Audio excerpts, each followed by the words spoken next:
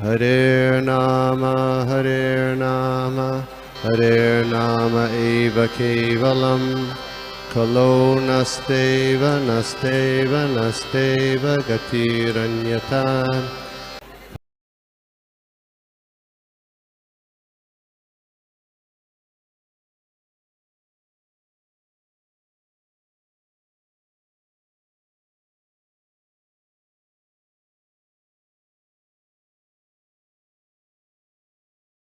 हरे कृष्णा, दंडवत प्रणाम। ओम अज्ञानतिमिरान्धस्य ज्ञानाञ्जनशलाकया चक्षुरुन्मीलितं येन तस्मै श्रीगुरुवे नमः। श्रीचैतन्यमनोभीष्टं स्थापितं येन भूतले स्वयं रूप गदामह्यं ददाति स्वपदान्तिकं। वन्देऽहं श्रीगुरु श्रीयुतपत्कमलं श्रीगुरुं वैष्णवांश्च श्रीरूपं साग्रजातं साद्वैतं सावधूतं परिजनसहितं कृष्णचैतन्यदेव श्रीराधा कृष्णपादान् समर्पिता श्रीविशाखान् नमो विष्णुपादाय कृष्णपृष्ठाय भूतले श्रीमते भक्तिवेदान्त स्वामिने नमस्ते सरस्वती देवी भगवाणी प्रचारिणे विशेषशून्यवादी पाश्चात्यदेशतारिणे वाञ्छाकल्पतरुभ्यश्च कृपा सिन्धुभ्यैव च पतितानां पावनेभ्यो वैष्णवेभ्यो नमो नमः। हे कृष्ण करुणा सिन्धु दीनबन्धु जगत्पते गोपेश गोपिकाकान्त राधाकान्त नमोस्तुते तप्त कांचन गौरांगी राधे वृंदावनेश्वरी विश्वभानुसुते देवी प्रणमामि हरिप्रिये। जय श्री कृष्ण चैतन्य प्रभु नित्यानंद श्री अद्वैत गदाधर श्रीवासादि गौर भक्तवृंद। हरे कृष्णा कृष्णा कृष्णा हरे हरे हरे राम राम। ओम नमो भगवते वासुदेवाय। ओम नमो भगवते वासुदेवाय। ओम नमो भगवते वासुदेवाय। नारायणं नमस्कृत्यं नरं चैव नरोत्तमं देवीं सरस्वतीं व्यासं ततो जयमुदीरये। नष्टप्रायेषु अभद्रेषु नित्यं भागवत सेवया भगवती उत्तम श्लोके भक्तिर्भवति नैष्ठिकी। वन्दे श्री चैतन्येश्वरं कथञ्चन स्मृति यस्मिन् दुष्करं सुकरं भवेत् विस्मृतिं विपरीतं स्यात् श्री चैतन्यं नमामि तम्।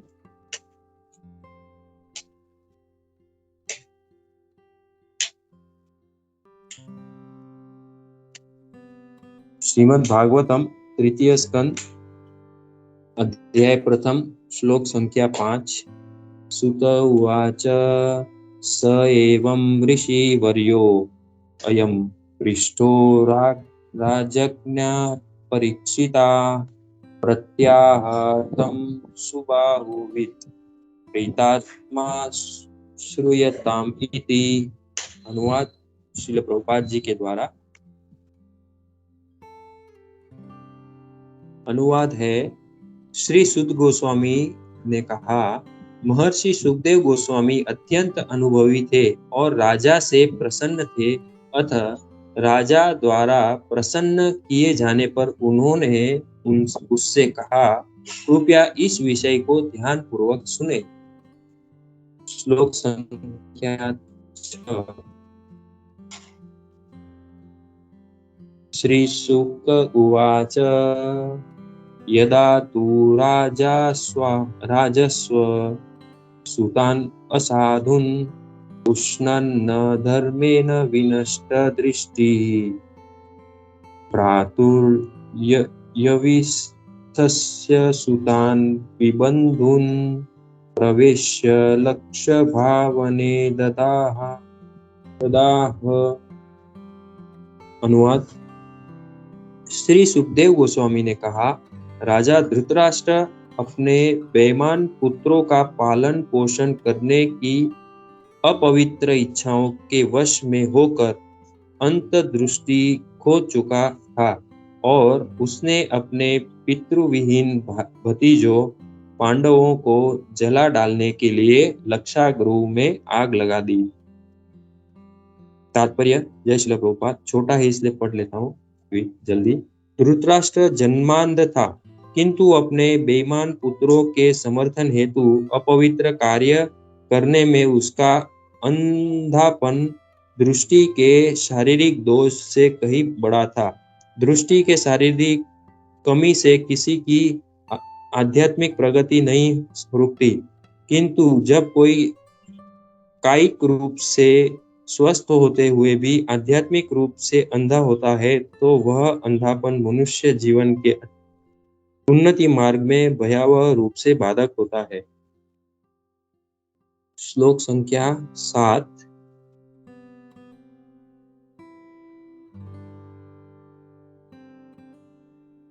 यदा सभायां गुरुदेव देवयः केशाभिमरसं शुभकर्म गरिहं न वारयाम् आश नृप स्नुष्याः हरन्त्या कुचक कुंकुमानि। अनुवाद,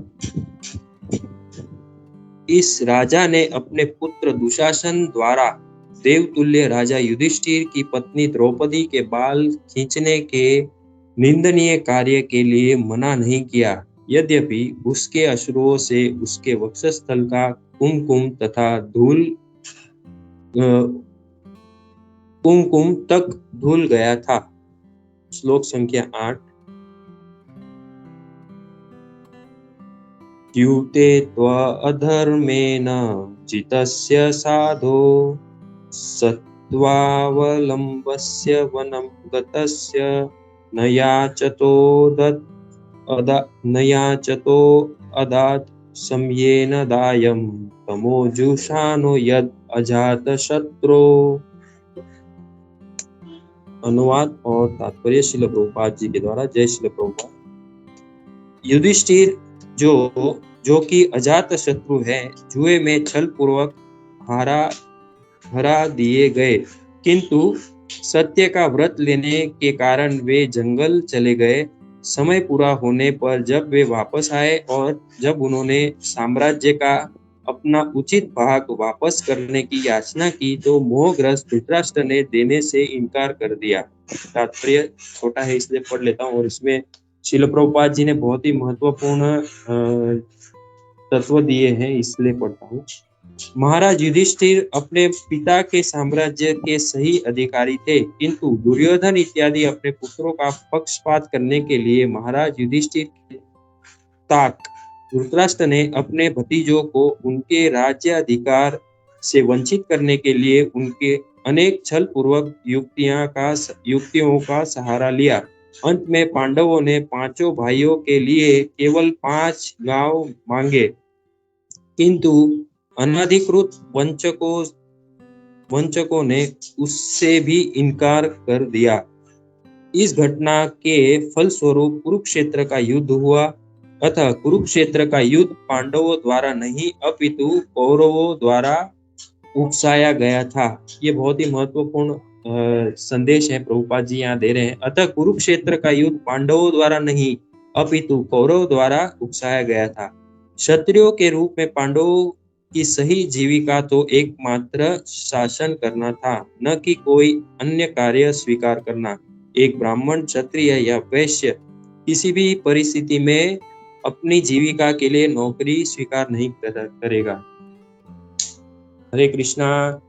अंतरराष्ट्रीय कृष्णा भावनामृत संघ साधु संघ ऑनलाइन श्रीमद् भागवतम के प्रातः सत्र में आए हुए सभी भक्तों के चरणों में दंडवत प्रणाम और सबका हृदय से स्वागत करते हैं। सर्वप्रथम मैं विनम्र निवेदन करना चाहता हूँ हमारे जो एडमिन है कि कृपया करके जो श्लोक दिए जाते हैं तो उसमें थोड़ा सा ये देखें एक बार, ताकि ये 4 श्लोक हैं और ये श्लोक के बारे में जब श्रवण करते हैं तो इसमें महाराज जी का जो प्रवचन सुना मैंने परम पूज्य भक्ति चैतन्य स्वामी महाराज, परम पूज्य भक्ति चारू स्वामी महाराज और परम पूज्य भक्ति विकास स्वामी महाराज। तो उन सबके प्रवचन आधे घंटे 1 घंटे जितने थे। तो सबका जो है विवरण ये संक्षिप्त में यहाँ पे प्रस्तुत करना थोड़ा सा एक चुनौती है। तो एक निवेदन करते हैं कि थोड़ा श्लोक जो है वो दिया जाए। 4 श्लोक है आज। अभी हमें समय मर्यादा भी है 20 मिनट, तो उसमें प्रयास करते हैं। ये जो हम देख रहे हैं श्रीमद् भागवतम, तो ये जो है ये एक जो हम अभी ये नित्यम भागवत सेवा करते हैं, तो ये एक तरह का संकीर्तन यज्ञ है। तो इसमें सबसे एक विनम्र निवेदन है, सब लोग अपनी इसमें योगदान एक आहुति के रूप में योगदान करें। तो थोड़ा सा एक ये हम प्रश्न उत्तर क्विज के जैसा इसे देखने का भी प्रयास करेंगे, ताकि हम इसे थोड़ा समझ पाए ये विषय को। ये जो तृतीय स्कंद है, तो इसमें से कोई बताना चाहेगा ये भगवान का कौन सा अंग है, ये जो हमने अभी तृतीय स्कंद का प्रारंभ किया है।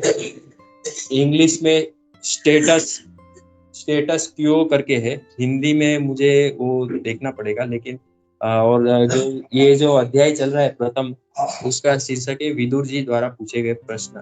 तो ये जो तीसरा अध्याय है,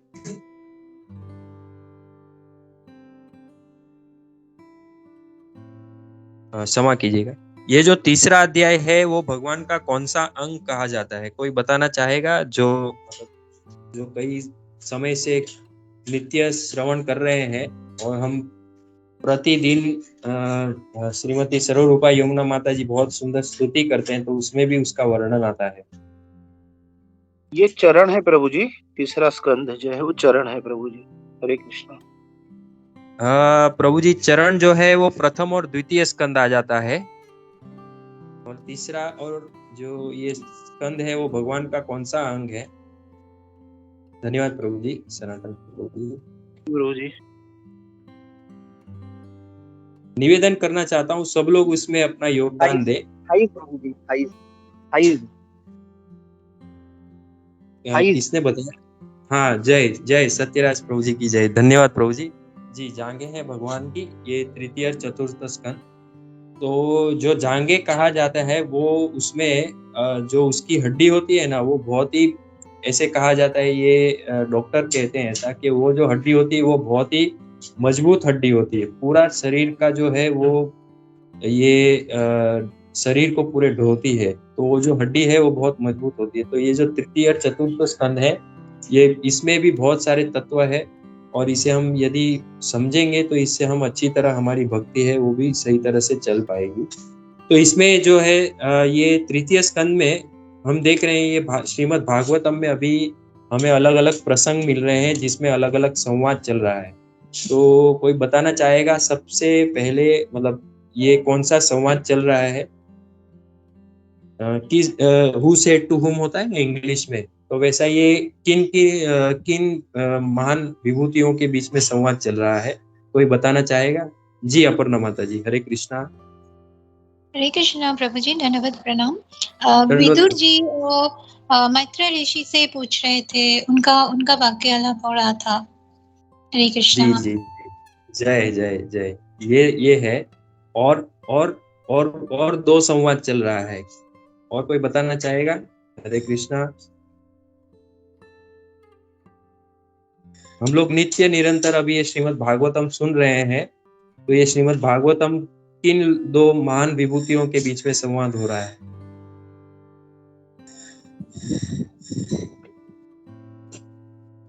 तो कोई नहीं बोलेगा तो फिर मैं एंड करता हूँ। कृष्णा, परीक्षित महाराज और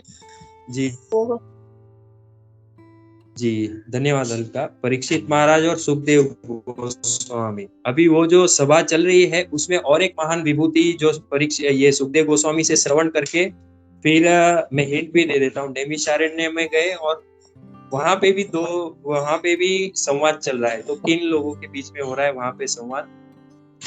कोई बताना चाहेगा? गोस्वामी और नैमिषारण्य के ऋषि। जय जय जय, धन्यवाद माता जी, बहुत ही सुंदर।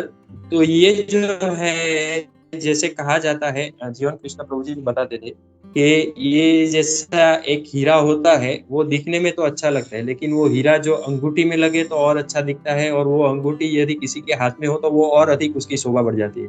तो उसी तरह ये जो कथा में और एक अंदर प्रसंग आता है, फिर उसके अंदर और एक प्रसंग आता है, तो हम वो समझने के लिए यदि पहले से समझेंगे तो वो और अच्छी तरह समझ पाएंगे। तो यहाँ हम देख रहे हैं कि परीक्षित महाराज को, और परीक्षित महाराज और सुखदेव गोस्वामी जी के बीच में ये प्रथम वर्णन हो रहा है श्रीमद् भागवतम का, और उसमें वहां पे सुत गोस्वामी जी भी श्रवण कर रहे थे। फिर वो जब नैमिषारण्य में जाते हैं तो शौनक आदि ऋषि मुनि, जो 88,000 ऋषि मुनि है, जो उनके बीच में भी संवाद हो रहा था।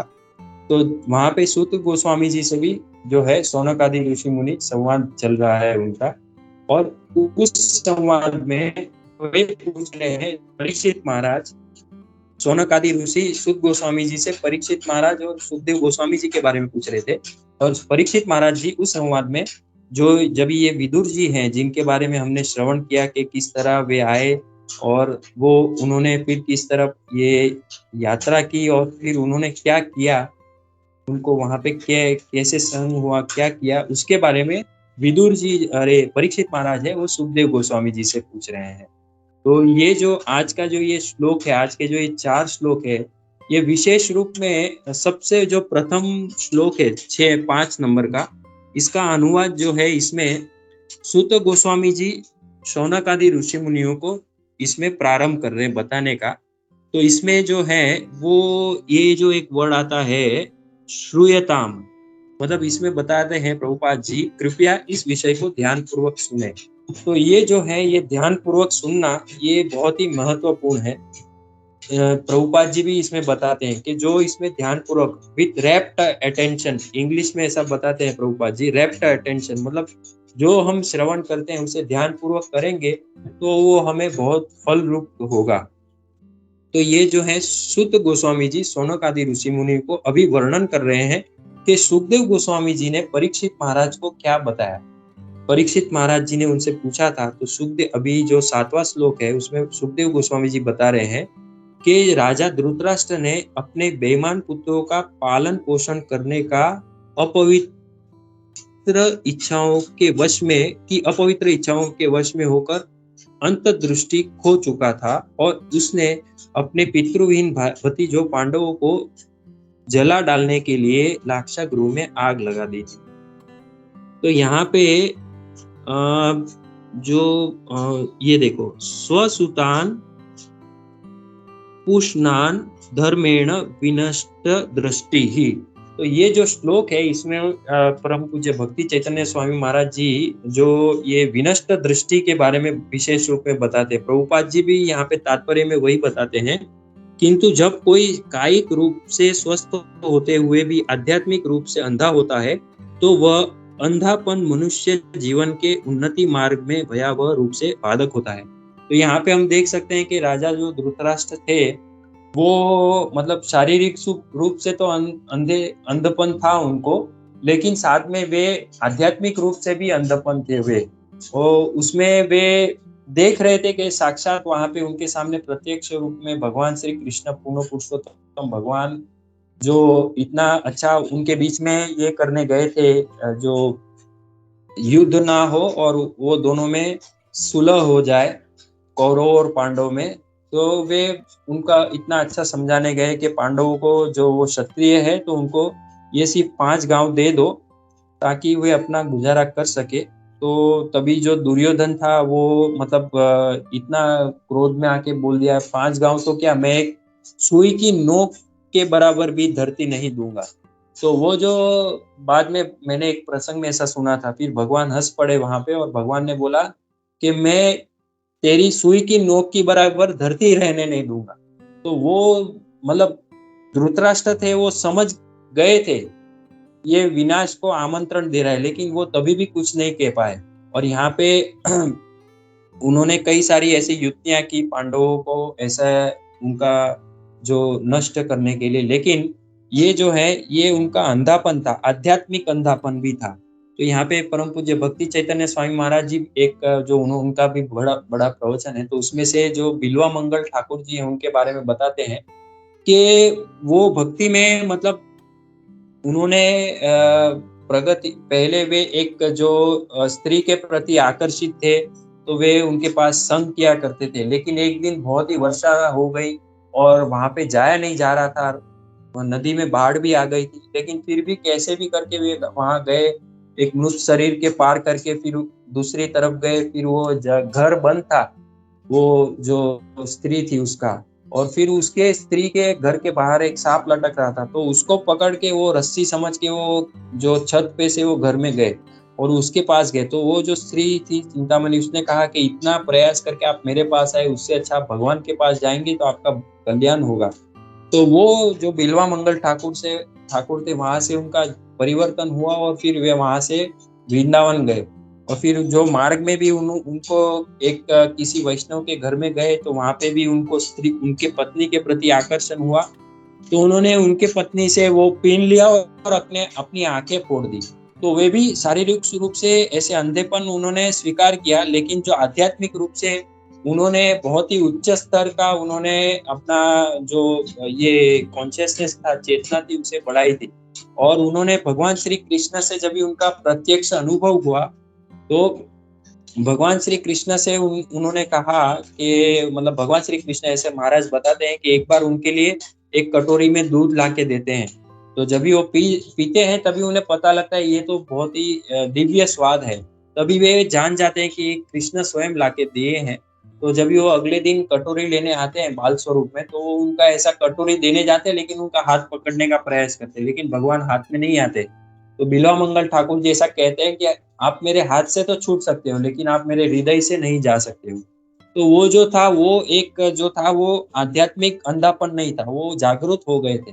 भले ही शारीरिक रूप से अंधापन उन्होंने स्वीकार कर लिया था।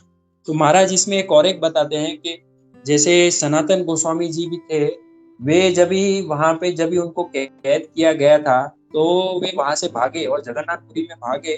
तो वो इस तरह से भागे कि वो चैतन्य महाप्रभु को मिलने के लिए इतनी आतुरता से वहां गए, तो उन्होंने अपने शरीर का ख्याल नहीं रखा, तो उनके शरीर में से त्वचा रोग हो गया था।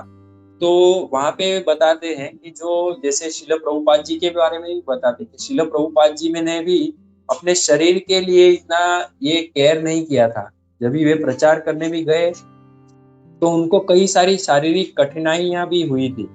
तो महाराज जी बताते हैं कि प्रभुपाद जी ने उनके बारे में सोचा नहीं, लेकिन वे भगवान के बारे में जो उनका जो ये आध्यात्मिक जो आध्यात्मिक जागृति हो गई थी, उसके बारे में वे ज्यादा प्रयास कर रहे थे।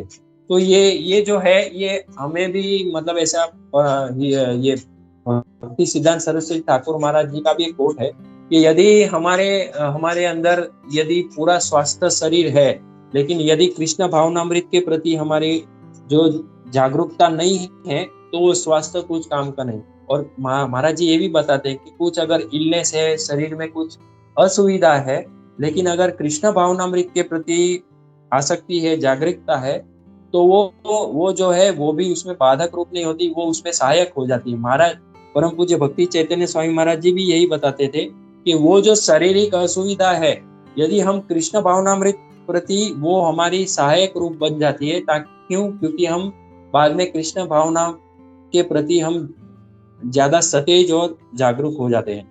आइए अब हम 8वां नंबर का श्लोक देखते हैं।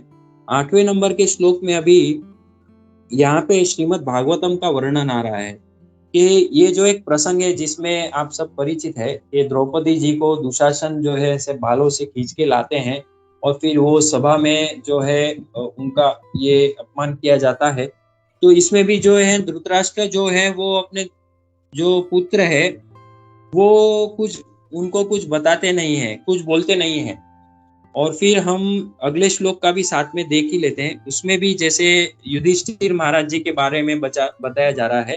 तो ये जो 2 श्लोक है, इसमें जो परम पूज्य भक्ति चारू स्वामी महाराज जी और परम पूज्य भक्ति का स्वामी महाराज जी का बहुत सुंदर इसमें प्रवचन जो उसमें से संदेश मिल रहा था।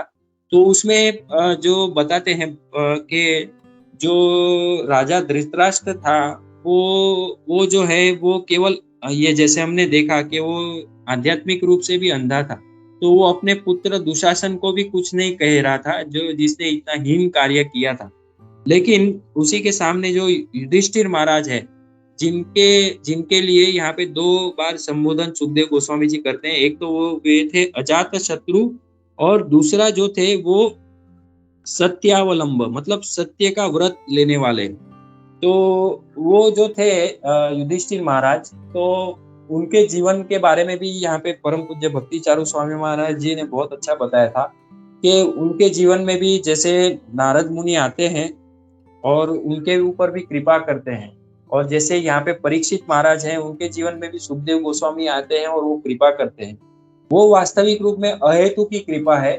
और जैसे श्रीमद् भागवतम में भी महाराज जी बताते हैं कि जैसे ये प्रचेता थे, वे तो इतने अच्छे मतलब विभूति थे आध्यात्मिक, उन्होंने प्रगति की थी, लेकिन उनके पिता जो प्राचीन भरी राजा प्राचीन भरी थे, वे इतने आध्यात्मिक रूप में प्रगति नहीं हुई थी। तो उनको देख के वो अभी भी भौतिक भोगों में लगे हुए थे। तो उनको देख के नारद जी उनके पास जाके उनके ऊपर कृपा करते हैं। फिर श्रीमद् भागवतम में और एक वर्णन आता है राजा चित्रकेतु का। तो वे भी जब भी उनको पुत्र नहीं था तो बहुत शोक में थे, और जब भी उनको पुत्र हुआ और जब भी और दूसरी रानियों ने द्वेष करके उनको जहर पिलाया और वो पुत्र विष पिलाया और वो पुत्र का मृत्यु हो गया, तो वो राजा जब भी थे वो फिर से शोक में आ गए। तो उनको वहां पे भी नारद मुनि आके उनके ऊपर कृपा करते हैं और उनको वो समझाते हैं। तो ये जो है ये नारद मुनि जी की अहेतु की कृपा है। तो और सुखदेव गोस्वामी जी जब भी परीक्षित महाराज जी के यहाँ आते हैं, उनको श्रीमद् भागवतम श्रवण कराते हैं, वो भी उनकी अहेतु की कृपा है। तो महाराज जी यही बताते हैं कि हमारे सबके जीवन में ऐसे जो है भगवान साधु गुरु वैष्णव को भेजते हैं और वो हमें जीवन में मार्गदर्शन करते हैं। वो वास्तविक रूप में वो भगवान की और साधु गुरु वैष्णव की अहेतु की कृपा है, और वो अहेतु की कृपा से ही हम फिर वो जो आध्यात्मिक रूप से प्रयास करते हैं, और वो प्रयास करते हैं तो फिर भगवान की हम पे कृपा होती है। तो ये जो है महाराज जी फिर यहाँ पे दूसरा युधिष्ठिर महाराज जी के बारे में बताते हैं, बहुत अच्छा बताते हैं कि वे जो है धर्म का पालन करते थे और वे सत्यव्रत थे और वे अजात शत्रु थे। अजात शत्रु यानी उनको जन्म से किसी से शत्रुता नहीं थी, और उनका कोई ऐसा शत्रु का भी जन्म नहीं हुआ था। इसका 2 अर्थ होता है। तो इसमें महाराज युधिष्ठिर थे, वे मतलब उनको किसी से शत्रुता नहीं थी, लेकिन जो दुर्योधन था वो इतना दुष्ट था कि वो मतलब किसी से समझ ही नहीं रहा था, और वो मतलब उसने मतलब इतना ठान लिया था कि नहीं, मुझे राज्य चाहिए और मैं पांडवों को कुछ नहीं दूंगा, जो उनके मतलब अधिकार का है वो भी नहीं दूंगा। तो वो ही मतलब धृतराष्ट्र उसमें भी कुछ उसमें बता नहीं रहे थे और वे किसी का सुन नहीं रहे थे। तो उन्होंने धर्म का पालन किया था, और सत्य के पालन में भी महाराज जी बताते हैं कि उन्होंने इतनी हद तक सत्य का पालन किया था कि उन्होंने जो भगवान ने उनको आदेश दिया कि आप ऐसा बताइए जो द्रोणाचार्य जी हैं उनको कि अश्वत्थामा का वध हो गया है। तो वो मतलब उन्होंने ऐसा मतलब वो थोड़ा सा ये बता दिए कि मतलब हम मतलब ये सत्य नहीं है तो मैं कैसे बोलूं। तो फिर भगवान ने कहा भीम को कि अश्वत्थामा नाम का एक हाथी है, उसका वध कर दो। तो उसका वध किया भीमसेन जी ने। तो फिर बाद में युधिष्ठिर महाराज जी ने इतना तो कहा कि अश्वत्थामा का वध हो चुका है, वो हाथी था। तो वो मतलब सत्य का तो पालन किया उन्होंने, लेकिन जो भगवान की आज्ञा थी उसकी पूर्ण रूप से पालन नहीं किया। तो उसमें वहां पे हम देखते हैं महाराज जी बहुत अच्छा बताते हैं। महाराज जी तो ये भी कह रहे थे कि उन्होंने उतना सा मतलब वो कहा भगवान की आज्ञा का पालन नहीं किया, झूठ कहा, इसलिए उनको सिर्फ कुछ क्षण के लिए नरक देखना पड़ा। मतलब महाराज जी ने प्रवचन में कहा था ऐसा। तो हम देखते हैं कि ये जो महाराज जी यहाँ पे बहुत ही अच्छा तत्व बताते हैं कि यदि हम सत्य का पालन भी कर ले, जो नैतिक विधि विधान है यहाँ के मॉरल वैल्यूज है उसका भी पालन करें, लेकिन भगवान की आज्ञा का पालन नहीं करेंगे तो उसका कोई अर्थ नहीं है। भगवान की आज्ञा सर्वोपरि है, और भगवान की प्रसन्नता के लिए यदि हमें कुछ करना पड़े तो हमें करना चाहिए। वही जो है वो ये वास्तविक धर्म है वो। तो ये महाराज जी ने बहुत अच्छा बताया। फिर जो यहाँ पे हम देखते हैं कि युधिष्ठिर महाराज जी को साधु भी कहा जाता है। तो परम पूज्य भक्ति विकास महाराज जी कहते हैं कि साधु किसे कहा जाता है, वास्तव ऐसे हम देखते हैं कि साधु जो होता है वो मतलब भगवा वस्त्र पहना होता है और उसका दाढ़ी वगैरह होता है। तो यहाँ पे युधिष्ठिर महाराज जी तो राजा हैं, तो उनको भी क्यों साधु कहा जाता है? तो साधु का एक एक गुण ये भी होता है कि वो जब भी देखते हैं धर्म की हानि होती है, तो वे भी ऐसे शस्त्र उठाते हैं। तो महाराज जी उसमें उदाहरण देते हैं, जैसे नागा बाबा। यहाँ पे हम देखते हैं भारत में जब भी कुंभ मेला होता है तो नागा बाबा बहुत आते हैं। वो तो एक समय था जब भी उन्होंने शस्त्र भी उठाए थे, जब भी अंग्रेजों का शासन हो रहा था, उससे पहले मुसलमान लोगों का जब भी ज्यादा शासन और उनका ये अतिक्रमण हो रहा था, तो उनका जो विरोध करने के लिए उन्होंने जो धर्म की रक्षा करने के लिए भी शस्त्र उठाए थे। तो ऐसे साधु भी होते हैं। तो महाराज जी यहाँ पे विशेष रूप में एक हमें तुलना करते हैं, बहुत समझने जैसी है, कि वास्तविक रूप में हम भी युद्ध कर रहे हैं। जैसे युधिष्ठिर महाराज हैं, वो युद्ध कर रहे हैं, वैसे हम भी युद्ध कर रहे हैं। हम किससे युद्ध कर रहे हैं? मायावाद से युद्ध कर रहे हैं। तो यहाँ पे महाराज जी बताते हैं कि प्रभुपाद जी का जो प्रणाम मंत्र है, नमस्ते सारस्वती, जो पहला प्रणाम मंत्र है, नमो विष्णुपादाय कृष्ण पृष्ठाय भूतले श्रीमते भक्ति वेदांत स्वामी नित्य नामिने। तो वो जो है वो सभी जो आचार्य वृंद है उनके लिए सिर्फ वो प्रणाम मंत्र समान है, केवल उसमें नाम का परिवर्तन होता है खाली। जो बाद में जो प्रणाम मंत्र में आता है, नमस्ते सारस्वती देवी गौरवाणी प्रचारिणे निर्विशेष शून्यवादी पाश्चात्य देश तारिणे। तो वे जो है वे भक्ति सिद्धांत सरस्वती गोस्वामी ठाकुर महाराज जी के शिष्य हैं, और जो चैतन्य महाप्रभु की वाणी का प्रचार करने में निकले हैं उनके गुरु महाराज भक्ति सिद्धांत सरस्वती ठाकुर महाराज जी की कृपा से। और उन्होंने विशेष रूप से क्या कार्य किया है? निर्विशेष शून्यवादी, इनका जो है वे खंडन किया है। मतलब उन्होंने भी जो है वे जो युद्ध छेड़ा है, उन्होंने भी किनसे? जो निर्विशेषवादी है, जो शून्यवादी है, मायावादी है, उनसे। और हम देखते हैं कि हमारे जो वैष्णव आचार्य हैं उनमें भी जैसे उन्होंने भी ये कार्य बहुत ही गंभीरता से लिया। मायावादी है उनका उन्होंने विशेष रूप से खंडन किया। जैसे महाराज जी बताते हैं कि जो शंकराचार्य जी थी, उनका जो ये तत्व ज्ञान था वो जब भी प्रचार हो रहा था, तो उनका रामानुजाचार्य जी ने बहुत ही मतलब ज्यादा उन्होंने बहुत ही सख्ती से उनका विरोध किया। और उनसे भी ज्यादा सख्ती से मध्वाचार्य जी थे, उन्होंने भी उनका जो खंडन किया। और जो वैष्णव जो हमारा तत्व है वैष्णव विज्ञान, उसका उन्होंने प्रचार किया। और भी कई सारे वैष्णव आचार्य हमारे जो चारों संप्रदाय में हैं, उनका एक ये समान कार्य रहा कि उन्होंने अलग अलग जगह पे जाके भगवान श्री कृष्ण का श्रीमद् भागवतम धर्म का प्रचार किया और मायावाद का खंडन किया। तो ये जो है ये एक बहुत बड़ा युद्ध है। जो साधु है वो ये युद्ध करते हैं, जो तत्व के रूप में फिलोसॉफी युद्ध कहते हैं महाराज, कि हम किसी से ऐसा नहीं, साधु है तो वो ऐसा अभी एक हाथ में जोली माला और एक हाथ में गन बम लेके घूमे, हम ऐसा नहीं कर सकते। लेकिन एक जो लेकिन महाराज जी बताते हैं कि क्षत्रिय का भी आवश्यकता है। हमारे कृष्ण भावनामृत संघ में क्षत्रिय की भी आवश्यकता है, लेकिन साथ साथ में हम ये भी युद्ध करते हैं कि जो मायावाद होते हैं उनसे हम निरंतर ये युद्ध चलता रहता है। कि जो मायावाद का जो फिलोसॉफी है, उन्होंने वो प्रवचन में बहुत अच्छा समझाया था, लेकिन समय की मर्यादा से हम ये संक्षिप्त में देखते हैं कि जो मायावाद का जो विज्ञान है, ज्ञान है उसका, उसके सामने हमें मतलब ये हमारा जो ये वैष्णव जो हमारे गुरु शिष्य परंपरा में हमें मिलता है, वो श्रीमद् भागवतम का जो ज्ञान है उसका हमें प्रचार, और उनसे हमें ये युद्ध चलता है। और उसमें महाराज जी बहुत ही महत्वपूर्ण संदेश देते हैं कि सबसे पहले युद्ध तो हमारे अंदर ही है, जो हमारे अंदर मायावाद है। मायावाद यानी जो भगवान श्री कृष्ण का जो डोमिनेटिंग, मतलब जो उनका जो आधिपत्य है उसका स्वीकार ना करना उनका, और उनका जो है एक मिनट, अवॉइड को हिंदी में क्या कहते हैं, मैंने देखा था, टालना। टालना मतलब भगवान श्री कृष्ण को टालना, वो भी एक मायावाद है।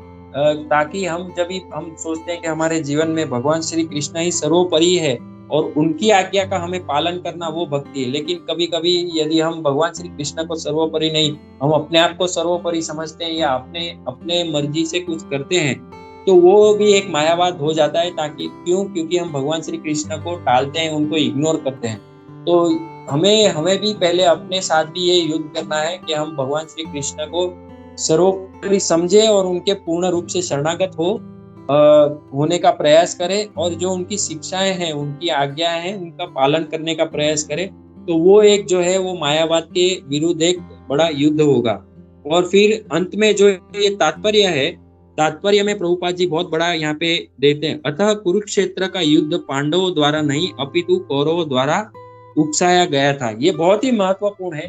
बहुत सारे लोग जो है वो मतलब भगवान श्री कृष्ण को, मतलब पांडवों को आक्षेप करते हैं कि इन्होंने युद्ध किया, हिंसा की, लेकिन वास्तविक रूप से जो युद्ध का कारण था वे कौरवों ही थे। और भगवान श्री कृष्ण ने और पांडवों ने बहुत सारे प्रयास किए युद्ध को टालने के लिए, शांतिपूर्ण उसमें सुलह हो जाए, लेकिन वो अनिवार्य ही हो चुका था।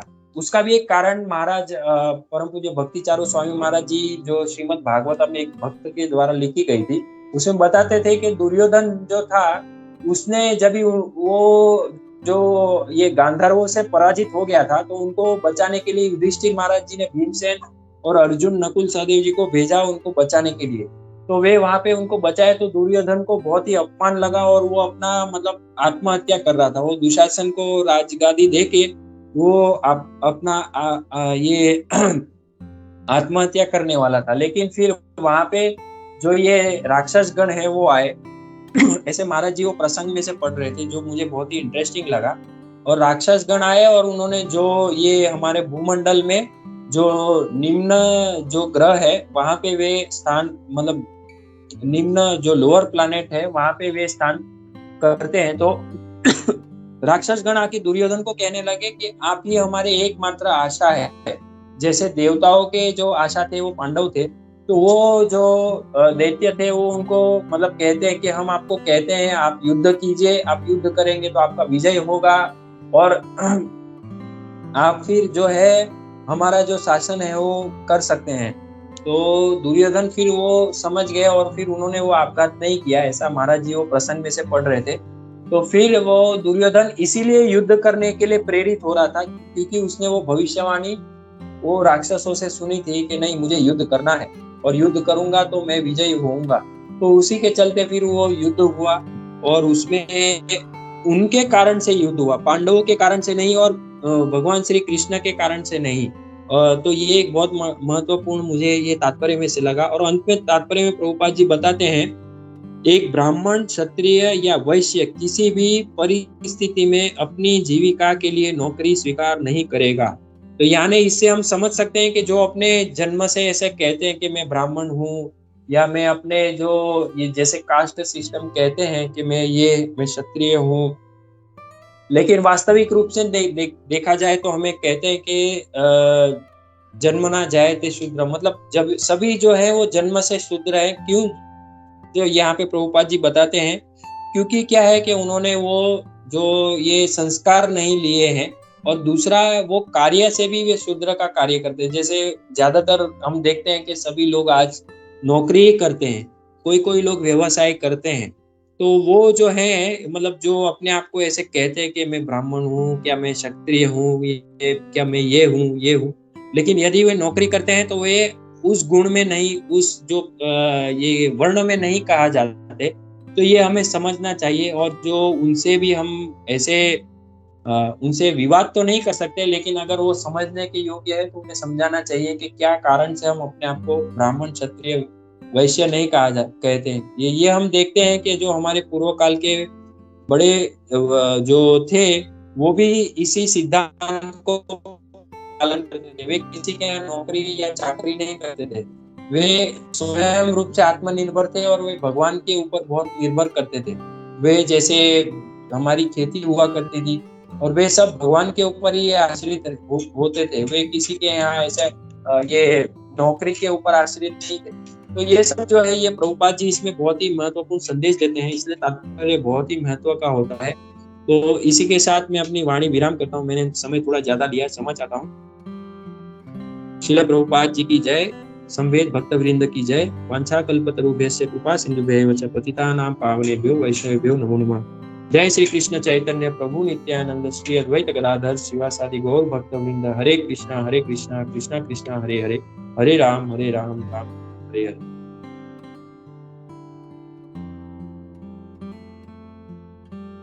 हरे कृष्णा प्रभु जी, नमस्ते प्रणाम।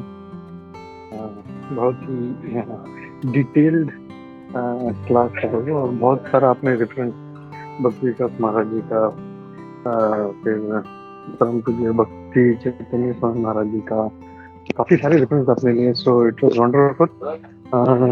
दूसरा जो एडमिन टीम का आपने कहा, तो मैं उसको बाद में बोलता, पहले हम प्रश्न उत्तर ले लेते हैं। तो मतलब मैं यही कहना चाहता हूँ कि मतलब इतना मतलब तात्पर्य न होते हुए भी इतना सारा जो सामग्री और प्रेजेंटेशन आपने जो जमा किया, दैट इज रियली अमेजिंग।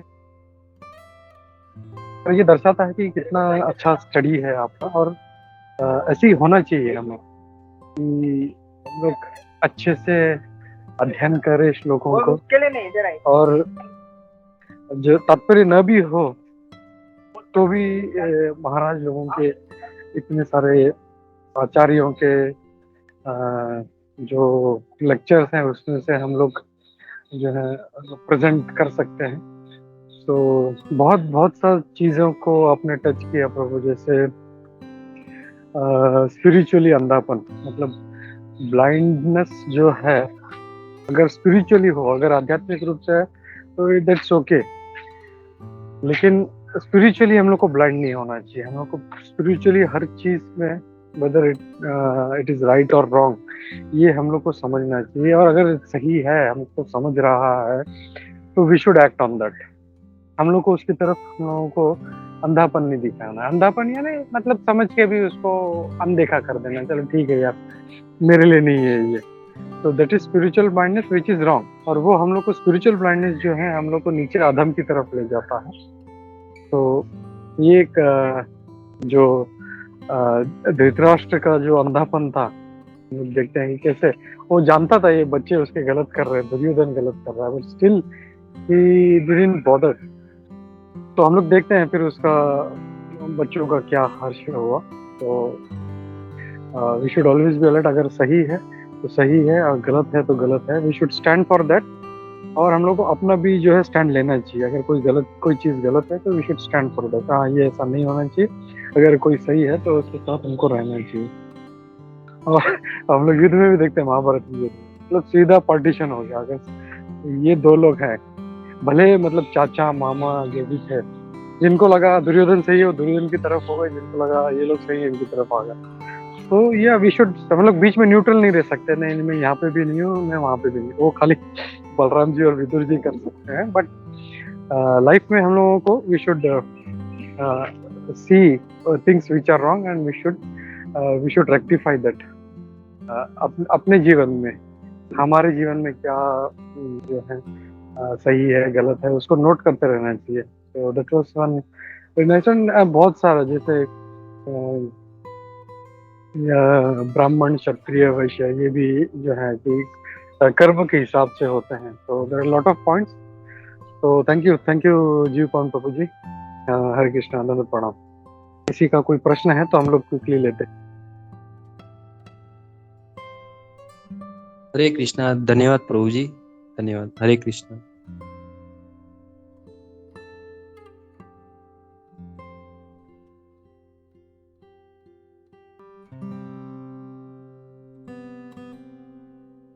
हरे कृष्णा जी, जया अब्बे मेघा। हरे कृष्णा।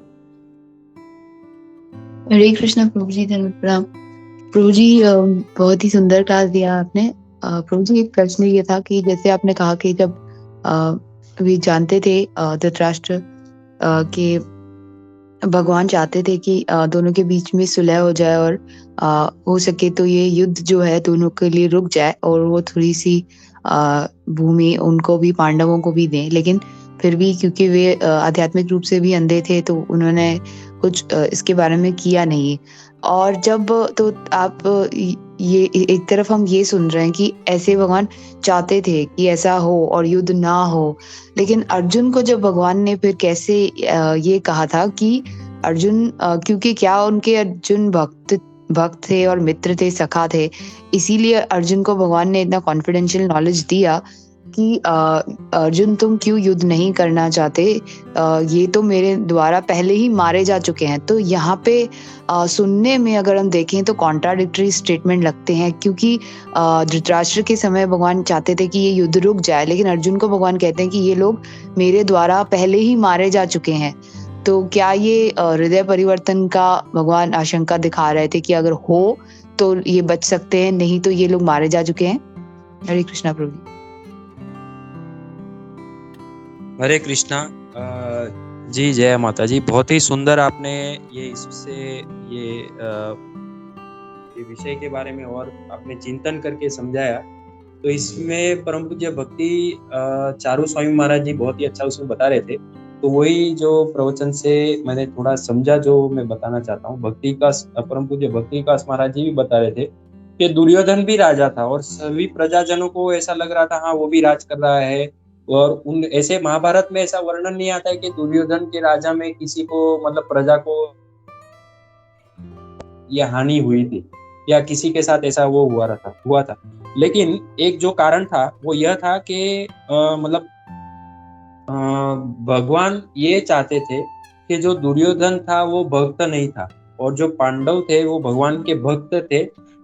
इसलिए जब भी वो राज्य करेंगे तो जो उनके राज्य में जो होगा वो जो भी भक्त रहेंगे, जो भी प्रजाजन रहेंगे, उनको भक्ति के अनुकूल रहेगा। और दुर्योधन क्योंकि भगवान का भक्त नहीं था, इसके लिए वो जो राज्य करेगा तो उसमें भगवान की भक्ति के अनुकूलता नहीं रहेगी। एक कारण वो था युद्ध मतलब जो होने का, और जो न होने का कारण ये था भगवान के न करने का मतलब कारण ये था जो मतलब जब भी भगवान जो सुलह करने गए तभी भगवान ने ये सोच के प्रयास किया कि चलो ठीक है, अभी जैसे पांडव हैं यदि उनके मतलब आजीविका के लिए जैसे क्षत्रिय हैं उतना भी उनको अगर भाग दिया जाए, जो उनके अधिकार का था वो नहीं दिया जा रहा है तो छोड़ दो, लेकिन उतना भी अगर उनको भाग दिया जाए जो आजीविका का है, जैसे 5 गांव भी दिया जाए जिसमें वो एडमिनिस्ट्रेशन या वो राज्य कर सके, शासन कर सके, क्षत्रिय है इसलिए, तो भी वे चल जाएगा। तो ये बहुत ही बड़ा एक स्टेटमेंट है। मतलब भगवान के भक्त अभी मान लीजिए हम भगवान की भक्ति कर रहे हैं और जैसे हम ऑफिस में या कहीं पे भी हमारे साथ अनीति होती है, दुर्व्यवहार होता है, और फिर भगवान बीच में आके कहते हैं नहीं चलेगा, ये मेरा भक्त है, इसको जो आप इसका जो इतना ये अधिकार का था उतना नहीं, तो इसको थोड़ा कुछ दे दो चल जाएगा। तो हम तो मन में सोचते ही रह जाएंगे, अरे मैं इतना भगवान का कर रहा हूँ और मेरा जो ये अधिकार है उसमें भी ये मतलब भगवान इतना मैं भगवान का भक्ति करता हूँ, भगवान उसमें भी मेरा मतलब इतना कम कर दे। लेकिन पांडव का जो स्तर था वो बहुत ही आध्यात्मिक स्तर बहुत उन्नत था, इसलिए वे भगवान ने जो उनके लिए सोचा वे स्वीकार करते थे। तो इसलिए भगवान को पता था कि इनको ये चल जाएगा। और जो दुर्योधन था वो मतलब ये समझ ही नहीं रहा था, मतलब वो देने के लिए तैयार नहीं था। तो भगवान इसलिए युद्ध नहीं करवाना चाहते थे कि नहीं चलो दुर्योधन का अगर वो नहीं देना चाहता है तो वो उसको जितना है उतने में वो रह जाए और बाकी थोड़ा पांडवों को दे दे, तो उसमें भी काम चल जाएगा, उसमें भी मतलब ज्यादा ये नहीं होना है। लेकिन जब भी दुर्योधन ने ऐसा कहा कि मैं एक सुई की नोक की बराबर का भी जमीन मतलब भूमि नहीं दूंगा, तो वो जो था वो एक तरह से दुर्योधन का अहंकार था और जो उसका जो ईर्ष्या थी, जैसे वो इतना बढ़ गया था, तो उसके कारण जो था वो धर्म की स्थापना में वो बहुत बड़ा एक जो कहते हैं ना निमित्त बन गया वो। क्योंकि भगवान श्री कृष्ण धर्म की स्थापना में आने प्रयास कर रहे थे, तो उसमें कई सारे अलग अलग ऐसे जो राजा थे जो मतलब ऐसे विरोधी थे जो दुर्योधन के पक्ष में थे, तो उन सब का एक साथ भगवान ने नहीं किया, भगवान ने अपने भक्तों से करवाया ताकि भक्तों की उसमें जय हो। तो और उसमें एक दूसरा कारण भी जो था वो एक समझने जैसा कारण है। महाराज ने कहा कि भीष्म पितामह जी के बारे में, भीष्म पितामह जैसे भक्ति में होते हैं जैसे कर्म मिश्र भक्त, ज्ञान मिश्र भक्त और शुद्ध भक्त। तो भीष्म पितामह जी जो हैं वे ज्ञान मिश्र भक्त है, ऐसे परम पूज्य भक्ति चारू स्वामी महाराज जी प्रवचन में बताते हैं, जो प्रश्न उत्तर ही हो रही थी उसमें। तो भीष्म पितामह जब भी बाण शैया पे थे तभी वे युधिष्ठिर महाराज को उन्होंने धर्म के बारे में प्रवचन दिया, उपदेश दिया, राज्य के बारे में उपदेश दिया। तो वहां पे द्रौपदी जी ऐसे मंद ऐसे हंस रही थी, स्मित कर रही थी। तो भीष्म पितामह जी समझ गए और उन्होंने पूछा द्रौपदी जी को कि आप क्यों ऐसा स्मित कर रहे हैं, हंस रहे हैं। तो द्रौपदी जी ने कहा कि ये सब जो आपका उपदेश है वो उस समय कहा गया जब भी मैं सभी राज्यसभा में मेरा अपमान हो रहा था। तो महाराज जी बता रहे हैं क्योंकि वे महाजन भी है, तो ये कैसे समझे? तो ये ऐसे समझ सकते हैं कि भीष्म पितामह जो थे, क्योंकि वे राजा के साथ में थे, तो राजा का जो उस सभा में विरोध करना वो एक हो जाता है राज का द्वेष करना। तो इसलिए महाराज भीष्म पितामह जी जो थे वो बोल नहीं पा रहे थे। और दूसरा ये था कि उन्होंने जो था वो कौरवों का अन्न खाया था, तो वो दूषित अन्न था। इसके लिए जब वो बाण शैया पे सोए हुए थे तो सभी जो उनका जो रक्त था वो चला गया, तो वो जो दूषण था वो सब चला गया और वे शुद्ध भक्त हो चुके हुए, तभी शुद्ध भक्त हुए और उन्होंने भगवान की तभी इतनी अच्छी स्तुति की। और ये सब जो है ये इसके पीछे का एक मर्म है कि भगवान जो है वो अपने भक्तों का हित इच्छते हैं, उनका जो सूरत इच्छते हैं, वे उनका यश करना चाहते हैं। तो इस एक कारण के वजह से भी भगवान ने, और जो धर्म की स्थापना थी और जो विनाशाय दुष्कृतम वो भी कार्य करना था, इसके लिए युद्ध हुआ। और उसके पहले न होने का कारण भी ये था, अगर सुलह हो जाती है तो ठीक है, पांडव भी अपना राज्य करे, दुर्योधन इत्यादि कौरव भी अपना राज्य करे और फिर भगवान अपना कार्य कर सकते थे। लेकिन वैसा दुर्योधन की नहीं समझने के कारण वो बाद में युद्ध अनिवार्य हो चुका था। तो ये मेरी समझ से थोड़ा प्रयास किया। सभी भक्त हैं जो अपना भी ओपिनियन, आप अपना भी मत दे सकते हैं, कृपया करके प्लीज अपना बताएं। हरे कृष्णा जी। गोपीनाथ प्रभु जी, हरे कृष्ण। ये हरे कृष्ण प्रभु, आपने ऑलरेडी इतना विस्तार में बताया तो मैं ज़्यादा डिटेल में नहीं जाना चाहता, खाली इतना बोलना चाहता हूँ कि जनरली अगर हम लोग देखें तो जब कोई गलत होता है तो उसको सुधारने का मौका दिया जाता है, और इसीलिए भगवान कृष्ण उनके शांति दूत बन के गए थे। चल ठीक है, चल कुछ नहीं देना है हमको, ये 5 गाँव तो देगा। तो ये एक मतलब डायरेक्ट किसी को दंड नहीं दिया जा सकता ना, ऐसे डायरेक्ट कोई कुछ गलत कर रहा है तो उसको दंड नहीं दिया जा सकता। तो रेक्टिफिकेशन के लिए ही इज गिवन चांसेस, चल ठीक है, चल ये कर ले, ठीक है चल ये कर। लेकिन जो व्यक्ति बिल्कुल नहीं सुधरता, देन फिर वो दंडनीय है। तो भगवान ये दिखाना चाहते थे एक कि भाई ये देखो, हमने तो मौका दिया लेकिन इसने नहीं माना है, वो बोला मैं सुई के मौके जितने भी जगह नहीं दूंगा, then we don't have any option, हमको युद्ध करना ही पड़ा। डायरेक्ट अगर युद्ध हो जाता था तो फिर बोल सकते थे आपने सुलह क्यों नहीं किया, ये नहीं किया। तो रेक्टिफिकेशन का चांस जो है वो हमेशा दिया जाता है, and if it doesn't accept तो फिर वो दंड उसको प्राप्त होता ही है। तो ये जो था, ये कारण था जो जय ने क्वेश्चन पूछा था कि क्यों ऐसा हुआ था। तो जस्ट आपने बहुत अच्छे से विस्तार से बताया था, जस्ट ये एक चीज मैं ऐड करना चाह रहा था। हरे कृष्णा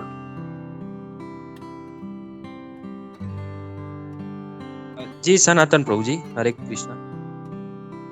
हरे कृष्णा प्रभु जी, दंडवत प्रणाम प्रभु जी। बहुत बढ़िया क्लास था आपका, एब्सोल्युटली फैंटास्टिक। जैसे गोपी मनोहर प्रभु जी ने बताया था कि इतना छोटे तत्पर में अपने 3 महाराजों से इतने मतलब विस्तारित लेके वापिस संक्षिप्त भी किया, वो एकदम बहुत अच्छा था प्रभु जी, बहुत बढ़िया।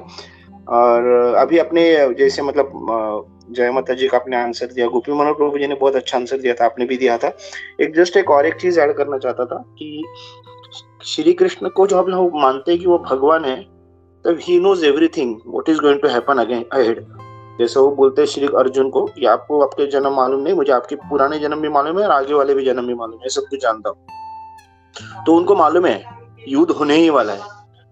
जब आगे चल के कभी कोई पूछेगा कि आपने, जैसे गोपी मनोहर प्रभु जी ने बताया कि आपने सुलह का प्रयत्न क्यों नहीं, आज पांडव के प्रति जैसे आपने बताया कि वैसे भी बोला जाता है कि इतने सिर्फ राज्य के लिए उन्होंने इतना हानि किया, तो अगर वो बिना सुलह का प्रयत्न करते तो और उनके खिलाफ बात निकलती।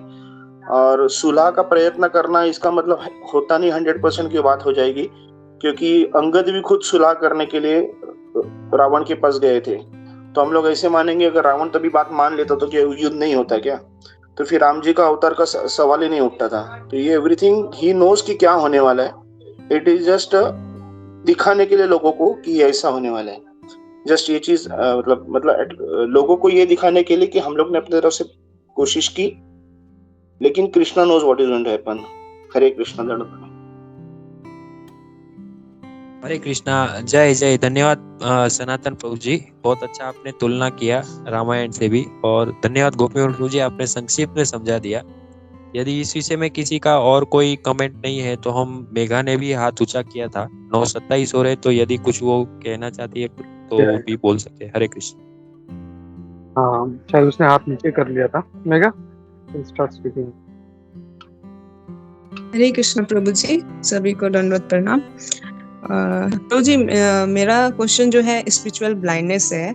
जैसे कि आपने बताया कि हम जब कृष्णा या गुरु का बात नहीं मानते हैं तो वो भी हमारे लिए स्पिरिचुअल ब्लाइंडनेस ही होता है। तो प्रभु जी, मेरा पूछना था सवाल, जैसे कि हम जैसे जप में जैसे कहा जाता है कि जप सुबह का बहुत अच्छा होता है, और इसके लिए अगर हम प्रयास नहीं कर पा रहे हैं और इसको अपना हैबिट्स में नहीं ला पा रहे, तो इसको भी हम स्पिरिचुअल ब्लाइंडनेस ही समझें।